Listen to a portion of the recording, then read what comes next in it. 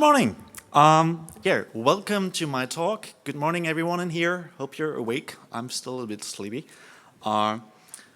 Today will be about server-side Swift, new frontiers in the programming language, what we can do without it, and also about some other minor meta topics that I would like to talk about. But first, like a little step back to December 2 years ago, when Apple announced, okay, Swift will be open source. It will be open source, it will be on GitHub, and it will run on Linux. And everyone was thinking like, okay, hell is freezing over, Apple doing open source, you can contribute to it, where is this going to go? So people started to think like, okay, if we can use Swift on Linux, what can we possibly do with it? What kind of other sector can we mess up by introducing our new favorite, not yet so much running programming language? So IBM announced, okay, we will do server-side Swift. After some open source projects already had the idea, IBM took over, they announced Kitura, they traveled all the conferences, announced Swift will be the next frontier in server-side development. And then Apple even went after it and told, oh yeah, by the way, we will announce a server-side API, which they're currently working on. So this definitely seems to be a thing. And what surprised me the most was enterprise started with it. It is like a little bit of open source, and then suddenly enterprise took over and the big corporates actually started using it. So here is my take on why this should be also interesting for us, for indie developers, for smaller companies, for startups, and mostly for former iOS developers who just want to take a leap and also start server-side development in their favorite language. So first a little bit about who I am, and I usually call that the shameless self-promotion part. My name is Jens Ravens. I work for a company called Nerdgeschoss, and basically we're a small agency helping startups build their products. We're about 50% web, 50% iOS, Android. And also we sometimes call ourselves the CTO as a service. So we have a lot of small startups just getting started who don't have developer teams yet. So we start to build their stuff and then help them take over with their own software development teams. So what I do day to day is about 50% iOS development, mostly in Swift. We still have some dinosaur Objective-C lurking around the corner, but most of it is Swift by now. And the other side is about 50% is API and web in Ruby on Rails. But also there's a little bit of Go, and there's a little bit of Node.js, and sometimes when I have a really, really bad day and I just want to annoy people, then I also write some PHP, of course.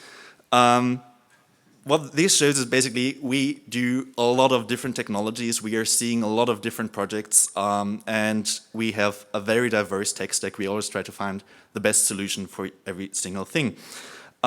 So when Swift for Server came out, we decided, okay, let's give that a shot and see where we can take it. Also, I'm blogging a lot, so if you're interested in slides, whatever, everything will be available on my website. And also, if you ever come to Berlin, we have that meetup called Swift Berlin, which I help promoting and hosting. So if you ever come to Berlin, just come there and say hello. Back to the actual talk. What I'm actually going to talk about today is why Swift might actually be a good idea. That's one question you should ask every time you talk about a new technology. Is this actually a good idea? Should I explore it, or is it just doesn't make any sense from the start? So why should it maybe be a good idea? The next one is a short introduction to HTTP, the internet, and everything else. How the internet actually works. Might also be interesting from the perspective of a client developer, so from iOS, how do my requests actually work, or why don't they work? Then also how the server implementation can be abstracted away, so you can actually concentrate on building your application and not some boring HTTP stack. And in the end, I will talk about how you can take your MVC or architecture that you already have on client side and also move that over to the server and maybe even reuse some code. The last one, a short outlook. What's the current state? What's upcoming? And where to go from here? Okay, let's get started. The first thing, why is Swift actually a good idea to even start exploring? The first one, quite obviously, speed. If you compare a compiled language to an interpreted language, most of the time the compiled language will just beat the interpreted language. Basically, just imagine C++ on the one hand and Ruby on the other hand. Ruby might be nicer to write, C++ will be faster to run. Swift might hit a sweet spot in the middle. The other thing, which I think is also very interesting, is developer happiness. You want to have a language in that you feel comfortable and that is easy to write, easy to debug, where you have the tools to actually work with it and be productive. So sometimes developer happiness also might look like this. Going to first part, the speed and raw performance. This is from a chart 2016, end of the year. So by now, maybe values have changed a little bit. But what I mostly want to show between different Swift frameworks and Node.js for comparison, usually Node.js in web development is considered one of the fastest options you can do. Due to their I/O model, due to their application architecture that you usually use, or the missing architecture in Node.js that you usually have. But usually Node.js is pretty fast. What I want to show here is just not like, it's not about, oh yeah, Swift is like 20% faster. It's more about like, it is fast enough for development. It's not too slow. That's basically everything we should read from that chart. Everything else will change basically every week. So basically, Swift is fast. It's fast enough. And why do we care about being fast? One is actually user experience. We want to have something that is fast, that answers fast, so the user doesn't have to wait for the server calculating something. But also, it's interesting for us from the provider perspective, because if our server answers fast, we can answer more requests on a single machine, which basically equates to, it gives you more bang for the buck. If you have faster code, you need less machines, which equals less costs in your server room. But there's one small secret from my company that I would like to tell you here, and that is, actually I don't care. What is way more important is a small chart that I'm going to show you here, and that is a look at the last month's spendings of my company. So where do we put our money? I try to divide that in the most common categories here, and basically the first one, salaries. This is basically what our developers get from basically all the revenue that comes into the company. Then we have office, which includes heating, electricity, subscriptions, Wi-Fi access, basically everything we need to keep the company operating and which is not invested in people. And then we have server costs. 2%, maybe not that important. So as developers, we always try, of course, to optimize. Where can we optimize? Where we get the biggest results? And basically, if you look at that chart, basically you see faster development means more revenue. Or stated otherwise, Swift is fast enough. We should actually focus on developer productivity. This is basically my first claim that I would like to just show here is Swift performance is not everything. Most clean code maybe is also not everything. In the end, it comes to how productive can a language, can a tool set, can your environment make you as a developer? Because productive developers usually are also pretty happy developers because they can deliver, they see results, and in the end, everyone is happy because the customer gets its product, the developer is happy because they can deliver in time, and the product manager, of course, is also happy because we actually managed to deliver on time. So far for developer productivity, moving on to some actual stuff from HTTP. So our short introduction to HTTP, the internet, everything else, and the universe, of course, is how do actually internet browsers, how does the internet work? Of course, this can be a whole topic for thousands of talks, so I'm going to focus on the basic building blocks here on how a request through the internet more or less works in terms of web applications. So imagine you want to see my blog. You just type in that address, and maybe you're fancy and you're just using curl. And you want to read the website on the command line, which actually works. So the first thing we're gonna do is the command line or whatever program you use to browse the internet will look up where is that website actually located. So we will do the DNS lookup. We will call some DNS server and ask him, okay, I have this address here. Could you please tell me where is that server? And then the DNS server will answer and tells, oh yeah, that domain jensravens.com is actually at that IP address.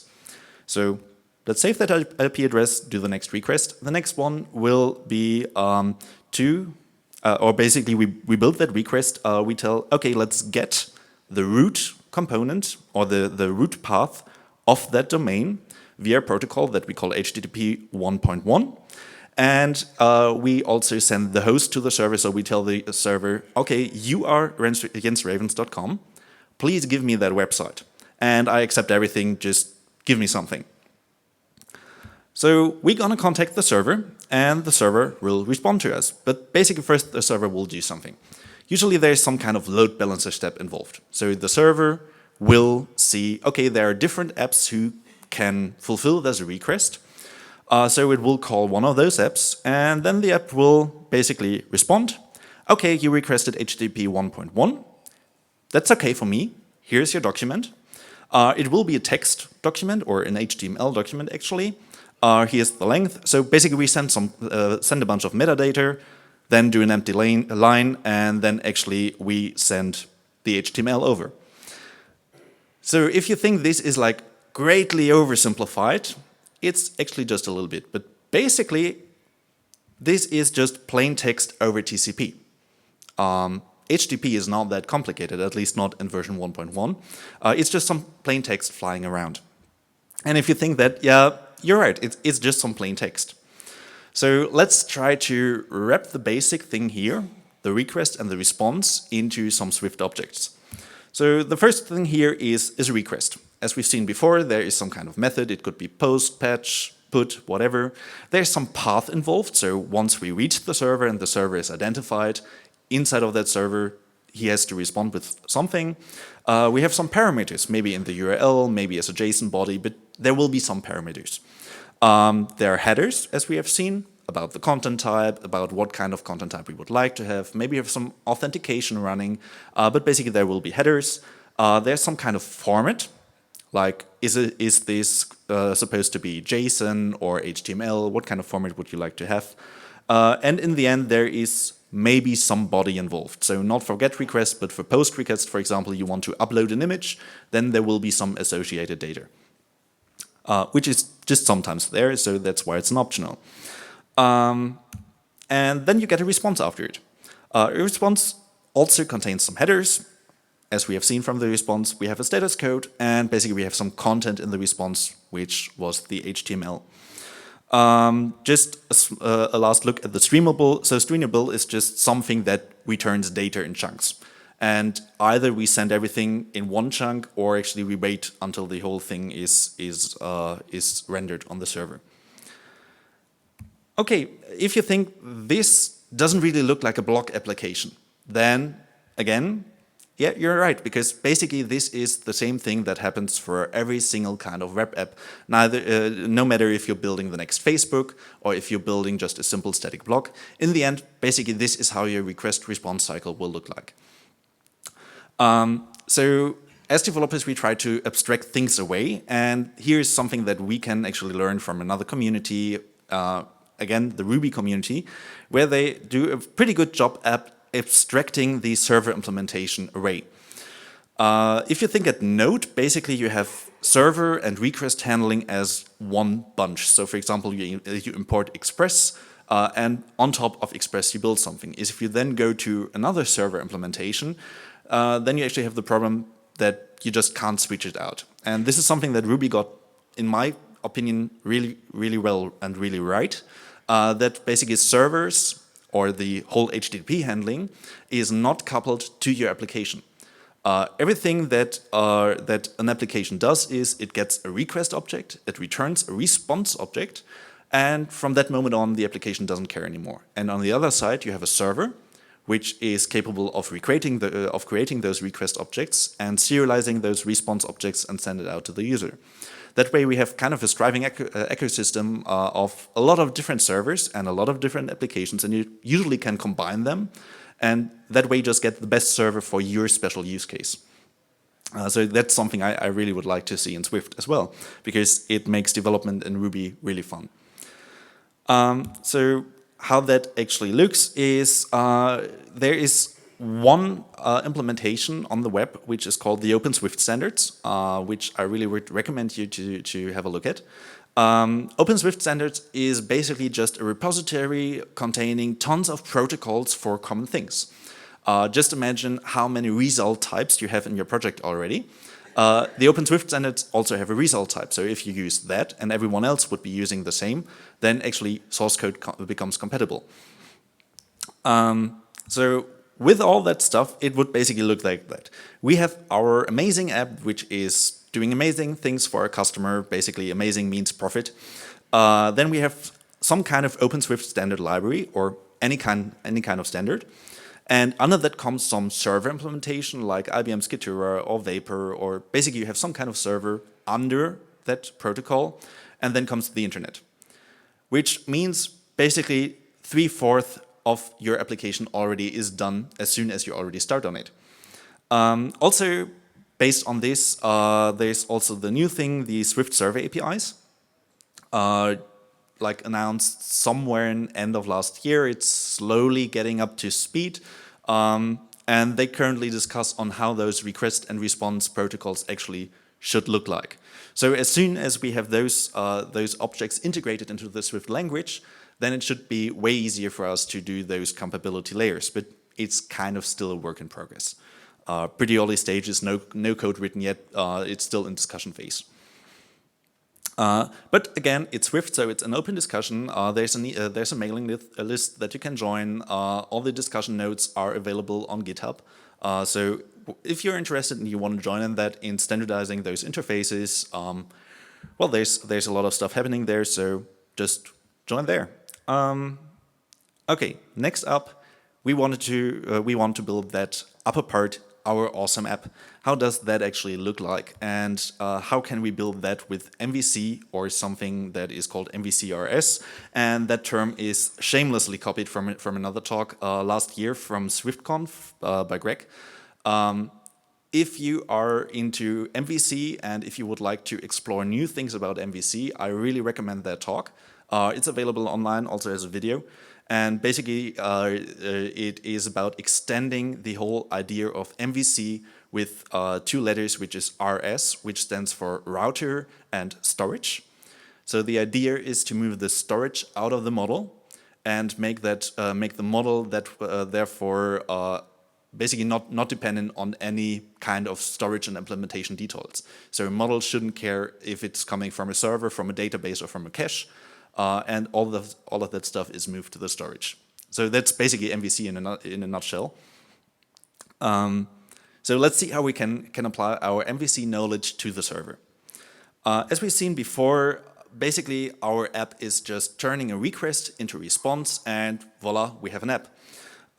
So how does that look in terms of Swift? Well, we can define controller as basically a function that takes a request, that gives a response, and well, things go wrong on the way, so let's make it throwing.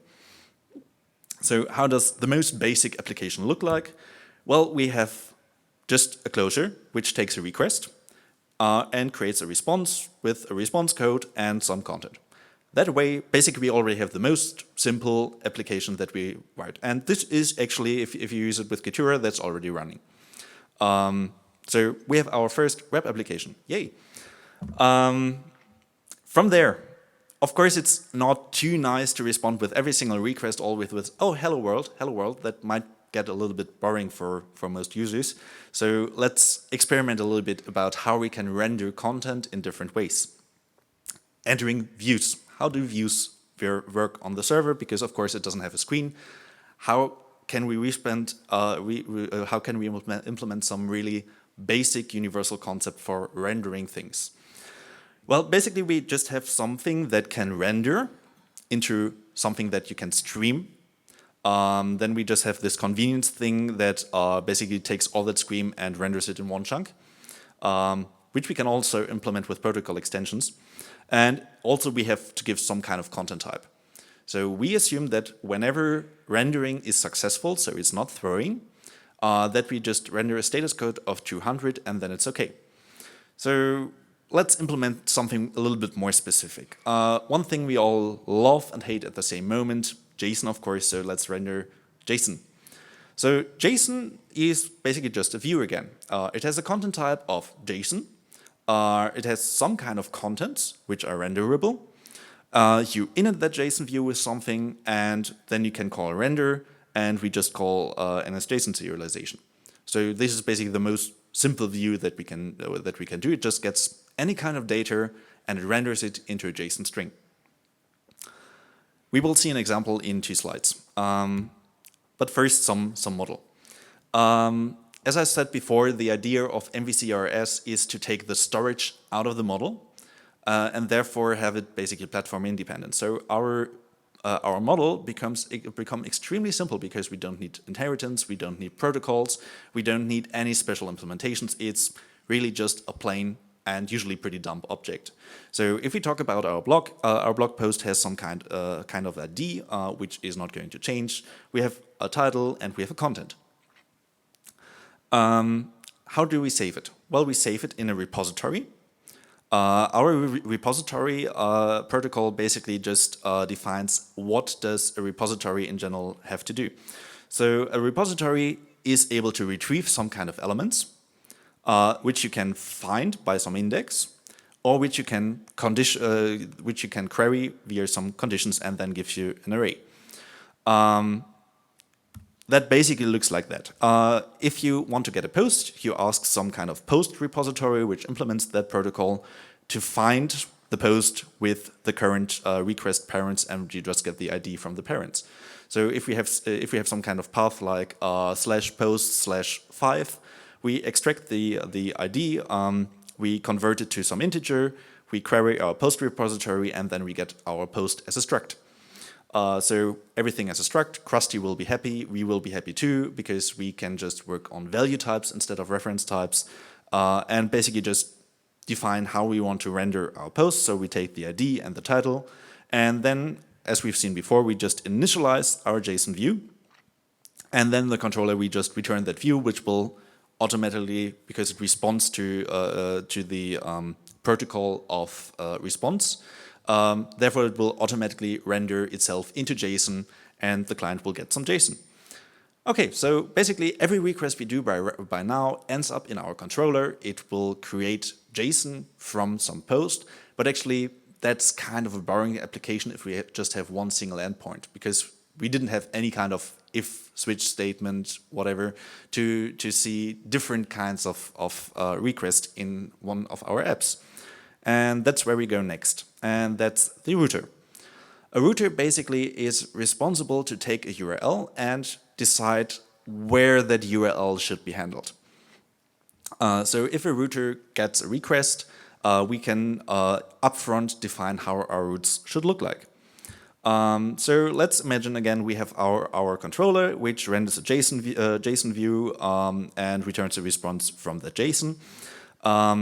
We need to put it into some URL. So usually in web developer speak, usually you call that mounting it under some URL, just like a file system or just like a hard drive in the file system. So basically we create our router. We tell the router, okay, if someone goes with a GET request to messages/ID, put that ID into our parameters hash and use our controller that we defined before. That way we basically don't mess with storyboards, which would be like the equivalent in iOS development, where basically we put the whole routing logic into our storyboards, if we use storyboards. Otherwise, we splatter it all over the code. And then in the end, a router, as you see down there, we have this router.controller, is actually a controller itself, because it is just a function that takes a request and turns it into a response. Okay, let's recap everything that we've seen so far and how the structure actually looks like. So the first thing we see here is we have some kind of data somewhere in a database. It might be Redis, Postgres, Elasticsearch, a lot of things coming up there. Maybe we have some external web services. We are integrating with APIs. We are integrating with user storage services. But basically, we can abstract all of that stuff away with repositories. Actually works the same on iOS and Mac development as well. Just put some repositories and do not directly speak to your services. That way, on top of the repositories, we do not have to care anymore, are we actually talking to a database, to a cache, to some external service? We don't care, we just get our objects. So on top of that, we have controllers. So controllers get models from repositories, then turn those models into views. Maybe we have several controllers, and we can mount several controllers in one application with a router. If you miss anything here that is called server, that is basically for a reason, because this architecture works the same on client and server. It might have different applications, but basically you can reuse the same application architecture on server and client, and also, for example, reuse the model objects. So some observations here. The first one, routers are controllers, and controllers can of course be nested. So if you have like several routers, if you have a big application and things start to break out of any kind of frame you had before, you can just have several routers, have sub-applications, can mount one application into another application. Models don't inherit or conform to anything. You can of course use conformance, you can use references, you can basically put everything on top, but you're not required to inherit from anything. This is like the big difference to most applications I've seen on there, where, for example, if you think about core data or most ORMs in other languages, you have to inherit from some kind of base object, and then you have all the problems of multiple inheritance if you just actually want to do inheritance in your application. Controllers can call other controllers, so you can just chain controllers into each other. Usually that concept is called middleware. Middleware basically is just a pre-processing step or post-processing step. So imagine like some kind of middleware which is putting all your website in uppercase letters. So basically the request comes in, the request gets rendered, and after rendering, a second controller takes over, takes the whole response body, puts everything into uppercase, and then returns that. If you're into screaming websites, for example. Who knows? Then basically our client and server architecture are really, really simple and also really similar to each other. It is basically still old-fashioned MVC or MVP if you're actually specific and don't trust Apple documentation. But mostly it allows code sharing. So if you use the same code for serialization, then you can also use it on the client for deserialization. So if you hate writing JSON parsing code, at least you can now use the same JSON parsing code on server and client and basically just put everything in a framework and use it on client and server at the same time. And because Swift also runs on Android, well, write your API client in Swift also for Android. Okay, so far for some observations about how to do MVC on server side compared to MVC client side. Let's do a look at the current state. What do we currently have? Where are we going to? The first framework I would like to show is, so far, my favorite. It's called Vapor. So Vapor is there pretty much from the beginning. They are also part of the working group for the Swift API guidelines. They are currently working on API version 2, or basically on Vapor 2. But basically they have MVC server-side and a lot of development tools. And development tools is usually what matters most to save time. So when we talk about time savers, they have generators, they have controllers, they have a lot of pre-made code that you can basically just plug into your app and have something running in a short amount of time. Then there's the other big player, which I would say is Kitura by IBM. So that one also was released pretty early. They are also part of the API group at Apple. And their basic use case or their basic comparison that you can make is if you ever done Node.js, you will feel pretty much at home with Kitura, because the whole concept of Kitura is built pretty similar to Node.js. Performance is pretty much the same. They have lots of developer tools as pretty colorful apps on Mac, where you can basically just click together your first app and then deploy it to some of their servers. So deployment there is also pretty easy because it's made by IBM for IBM servers. So if that is your thing, okay, go for Kitura. So Kitura, I would say, is more simple, more lightweight, while Vapor is giving you way more features and usually should be able to develop way faster in Vapor. But both are still pretty young frameworks compared to older players on the market. If you think about Django and in Python, or Ruby on Rails in Ruby, they are here for way longer. They have matured way more. But basically, those two here are pretty young. They are still developing. They are still evolving. But I would say they are both at a pretty stable point in time already. So what does pretty stable mean? I usually would define it as, if Node.js is stable enough for you, Swift is as well. So far for my personal hate against Node. My personal wish list. Where would I like to see this whole thing go from here? Well, the first one is to have a framework which is basically completely configurable, but has everything included by default. That's something that we've seen in Rails, where it became really successful. That from beginning on, basically everything is working. It might not be the best configuration for your use case, but it's working. And then you can start replacing parts of the framework all down the line and make it yours and make it just the way that you want it to. But basically from the start on, it should be as easy as possible to get started.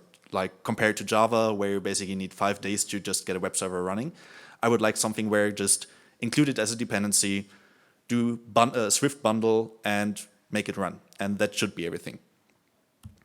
Also, be explicit. This is basically the opposite of what Rails is doing, and that is what's biting me every day in my web developer's life. Please be a little bit more explicit, but don't be verbose. Like, I like short, intense syntax, but please don't do too much magic. No runtime introspection, please. Also, I would love to see more projects, and this is not only for server, but also for client side, to go for the Open Swift standards, or a little bit nearer, the server APIs. Well, they are not implemented yet, so go for Open Swift standards because they are pretty similar. If we all just use the same standard objects, just imagine how much easier the life would be if you could actually just reuse result types between different projects and don't have to convert them all the time. That would be a big plus. And also, please just don't imitate other frameworks. I don't want to see a copy of of Express from Node.js. I don't want to see a copy of Ruby on Rails, because Ruby on Rails is named Ruby on Rails because it's made for Ruby. So please just see what is great about Swift, what do we like about Swift, and how can we make features that really profit from what we like about Swift. Including all those modern type-safe features. How can we integrate with Xcode, autocompletion, all that stuff here. And if we actually get all of that, then basically you would make me a very happy developer. So, thank you.